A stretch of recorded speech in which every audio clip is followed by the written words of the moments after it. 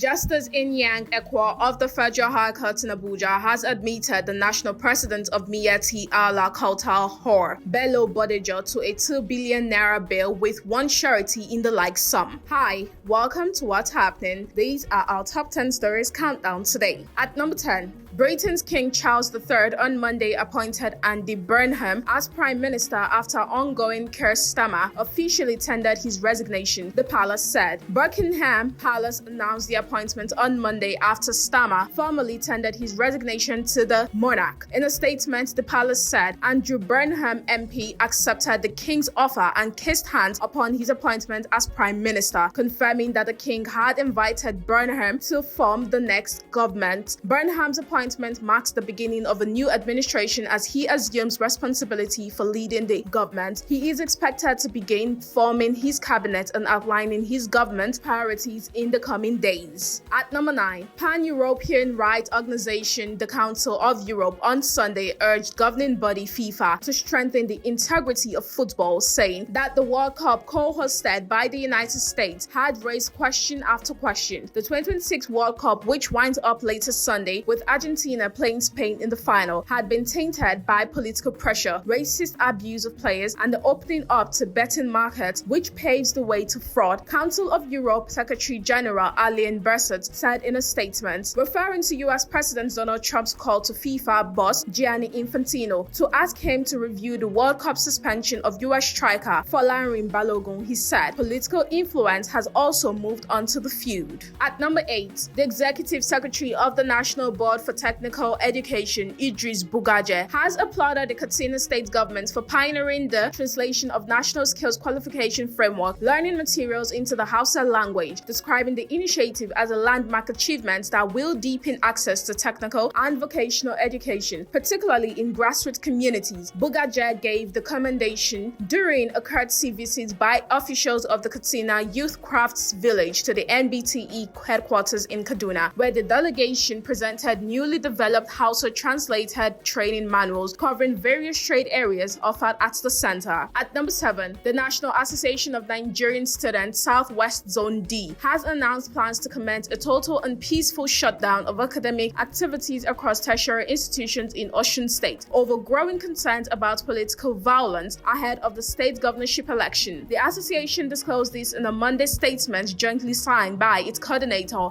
Adeyemo Josiah, Secretary General Odetola Babatunde, and Public Relations Officer Tope Olugbemi. NAN said it took the decision after observing what it described as an alarming escalation of political violence, shootings, intimidation, and politically related killings across the state. According to the association, the security situation no longer ensures student safety or supports the continuation of academic activities. At number 6, the Adamawa State Police Command has arrested one Abubakar Musa in connection with the alleged murder of Nathaniel Yusuf, 30, of Jambutu Ward, Yola North Local Government Area. In a statement issued on Monday, the command spokesperson, SP Sulaiman Ungoroje, said the arrest followed a report lodged at the Divisional Police Headquarters, Kofare, by Grace Yusuf, a sister of the deceased. According to the statement, she alleged that her brother had been attacked by the suspect. According to the police, preliminary investigations revealed that the victim sustained severe injuries, including fractures to both legs, his right hand, and head,